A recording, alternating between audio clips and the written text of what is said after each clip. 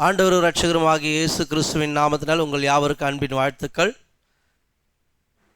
இந்நாளிலும் கூட தேவனுடைய வார்த்தையின் மூலமாக உங்களை சந்திப்பதில் மிக்க மகிழ்ச்சி அடைகிறேன்.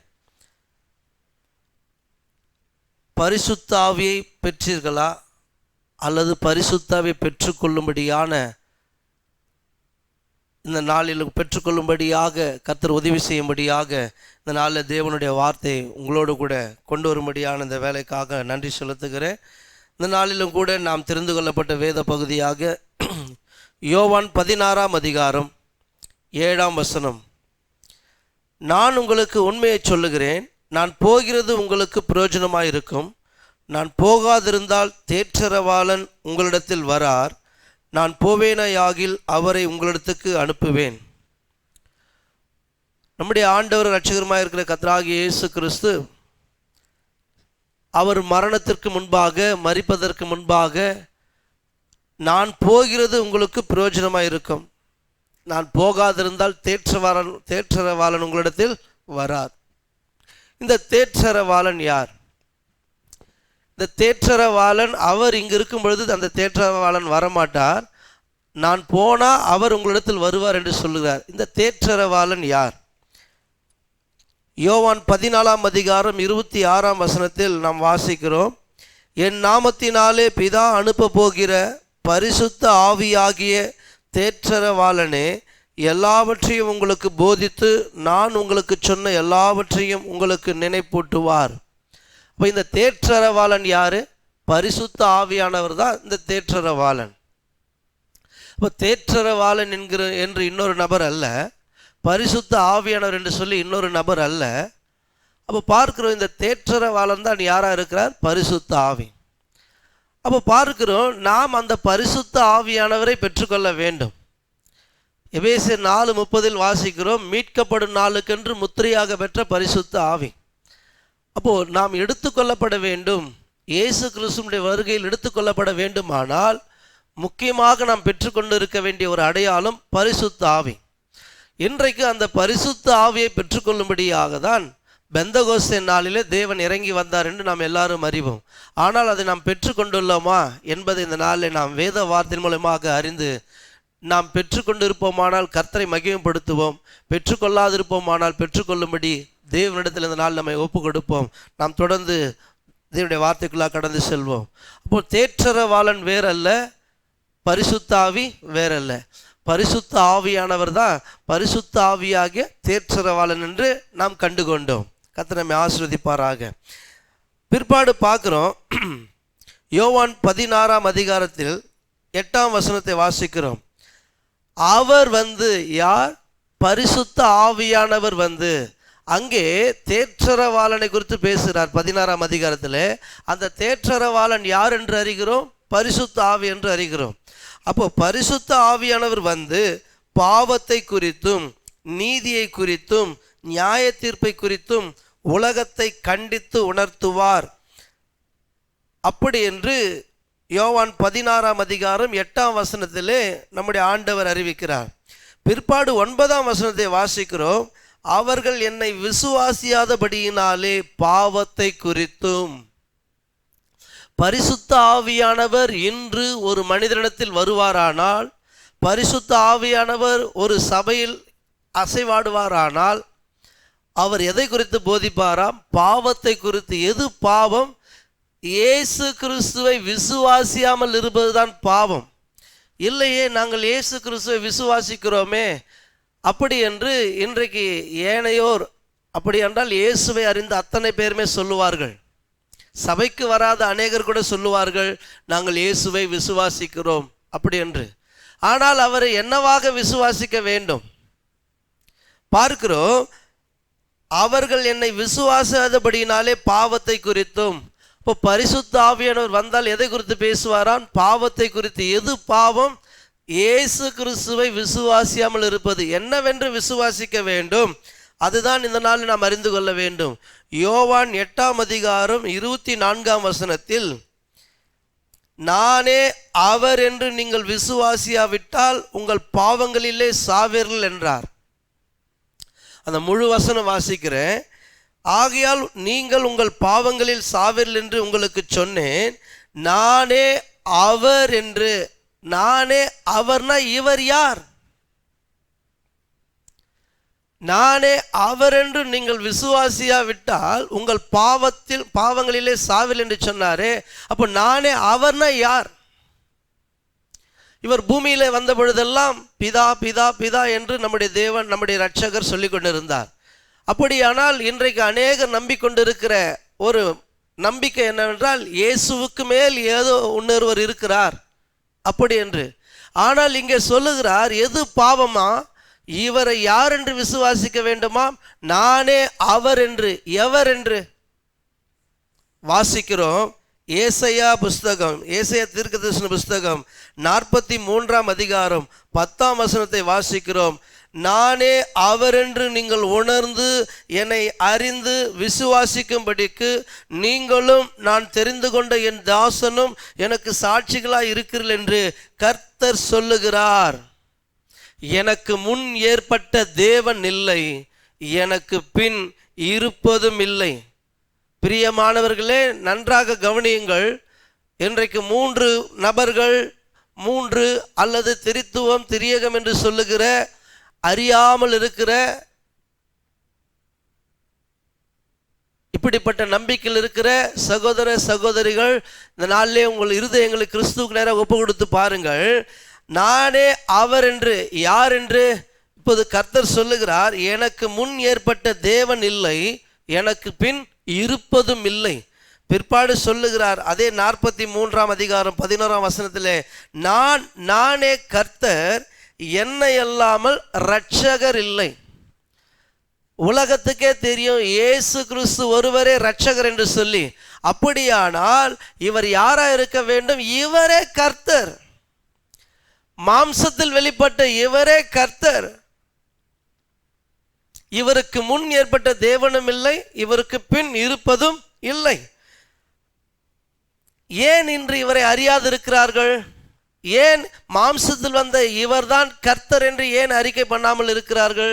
மாம்சத்தில் வந்த இந்த இயேசுதான் மெய்யான தெய்வம் என்று ஏன் அறிக்கை பண்ண முடியல? இந்த மாம்சத்தில் வந்த இயேசுதான் நித்திய பிதாவென்று ஏன் அறிக்கை செய்ய முடியவில்லை? இது மனித அறிவினால் அறிந்து கொள்ள முடியாது. இது நாம் நிறைய படித்ததனால் அறிந்து கொள்ள முடியாது. ஆண்டவர் சொல்கிறார் பேதுருவை பார்த்து, யோனாவின் குமாரனாகிய சீமோனே, நீ பாக்கியவான், மாம்சமும் இரத்தமும் இதை உனக்கு வெளிப்படுத்தவில்லை, பரலோகத்தில் என் பிதா இதை உனக்கு வெளிப்படுத்தினார் என்று சொல்லி. அப்படியானால் இதை வாசிப்பதினால் நாம் அறிந்து கொள்ள முடியாது, கேட்பதினால் அறிந்து கொள்ள முடியாது. மாறாக தேவன் தான் நமக்கு இந்த வெளிப்பாட்டை தர வேண்டும்.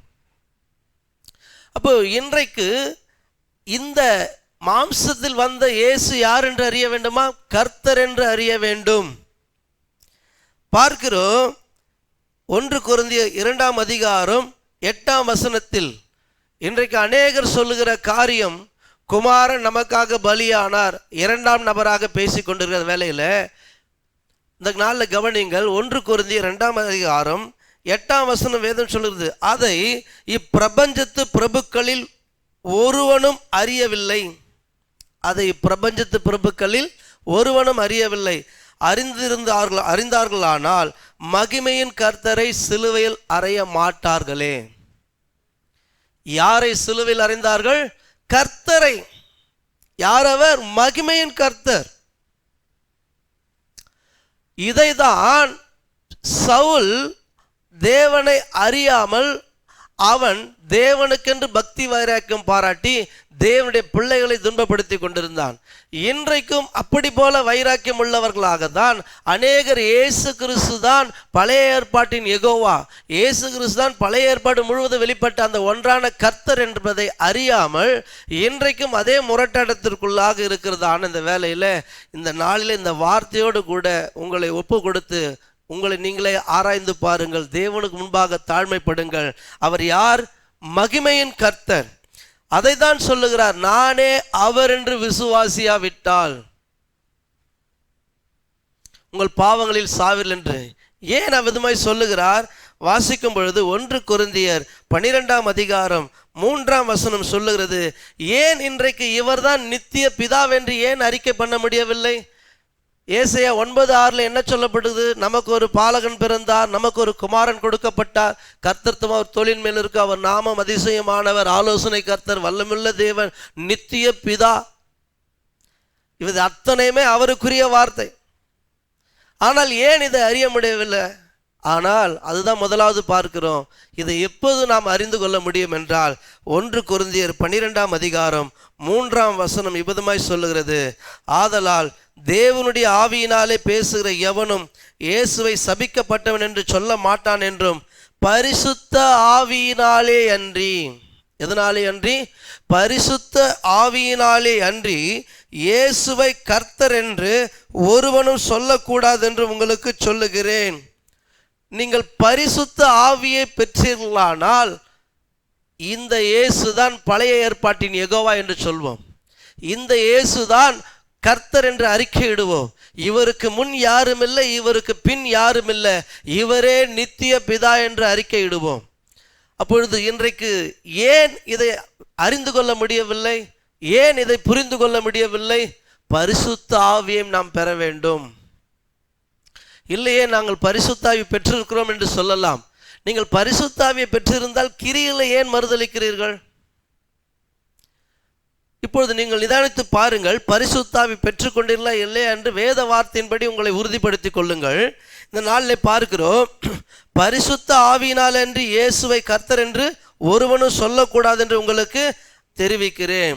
அப்போ பரிசுத்த ஆவியை ஒரு மனிதன் பெற்றால்தான் இந்த இயேசுதான் யெகோவா அல்லது இந்த இயேசுதான் கர்த்தர் என்று அறிக்கை செய்ய முடியும். இப்போ பரிசுத்தாவை பெற்றுக்கொள்வதற்கு என்ன வழி? ஒரே ஒரு வழிதான் உண்டு. அது என்ன? அப்போஸ்தலர் 2:38 சொல்லுகிறது, பேதுரு அவர்களை நோக்கி, நீங்கள் மனம் திரும்பி ஒவ்வொருவரும் பாவ மன்னிப்புக்கென்று, எதற்கென்று? பாவ மன்னிப்புக்கென்று இயேசு கிறிஸ்துவின் நாமத்தினாலே ஞானஸ்நானம் பெற்றுக்கொள்ளுங்கள், அப்பொழுது பரிசுத்த ஆவியின் வரத்தை பெறுவீர்கள். என்ன செய்ய வேண்டும்? நாம் மனம் திரும்ப வேண்டும். ஒவ்வொருவரும் நீங்கள் மனம் திரும்பி ஒவ்வொருவரும் பாவ மன்னிப்புக்கென்று இயேசு கிறிஸ்துவின் நாமத்தினாலே ஞானஸ்நானம் பெற்றுக்கொள்ளுங்கள், அப்பொழுது பரிசுத்த ஆவியின் வரத்தை பெறுவீர்கள். வாக்கு தத்துவமானது உங்களுக்கும் உங்கள் பிள்ளைகளுக்கும் நம்முடைய தேவனாகிய கர்த்தர் வரவழைக்கும் தூரத்தில் உள்ள யாவருக்கும் உண்டாயிருக்கிறது. அப்படியானால் இயேசு கிறிஸ்துவின் நாமத்தில் ஞானஸ்நானம் பெறாதபடிக்கு யாராகிலும் இன்றைக்கு மறுதலிப்போமானால் பரிசுத்த ஆவியை பெற்றுக்கொள்ள முடியாது. அப்படி அல்ல, நாங்கள் பெற்றுக்கொண்டிருக்கிறோம் என்று சொன்னால் எந்த வேத வார்த்தையின் அடிப்படையில்? ஏனென்றால் பரிசுத்த ஆவியை பெற்றுக்கொண்டால் இயேசுவை என்னவென்று அறிக்கை செய்வோம்? கர்த்தர் என்று. இயேசுவை என்னவென்று அறிக்கை செய்வோம்? இவரே நித்திய பிதாவென்று. இயேசுவை என்னவென்று அறிக்கை செய்வோம்? இவர்தான் பழைய ஏற்பாட்டில் யெகோவா என்று இஸ்ரவேல் ஜனங்களுக்கு தன்னை வெளிப்படுத்தினவர் என்று அறிந்து கொள்வோம். இவருக்கு முன் ஏற்பட்ட தேவனும் இல்லை, இவருக்கு பின் இருப்பதும் இல்லை.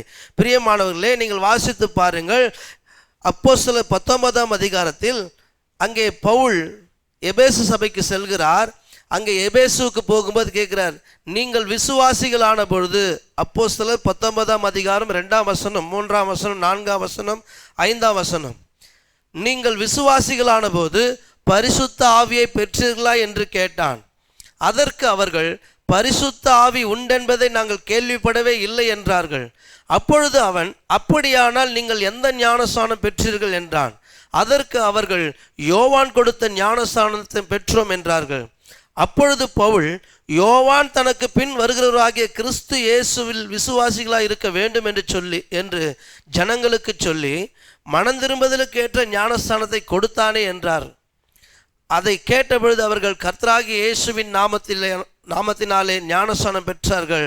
அல்லாமலும் பவுல் அவர்கள் மேல் கைகளை வைத்த பொழுது பரிசுத்த ஆவி அவர்கள் மேல் வந்தார்.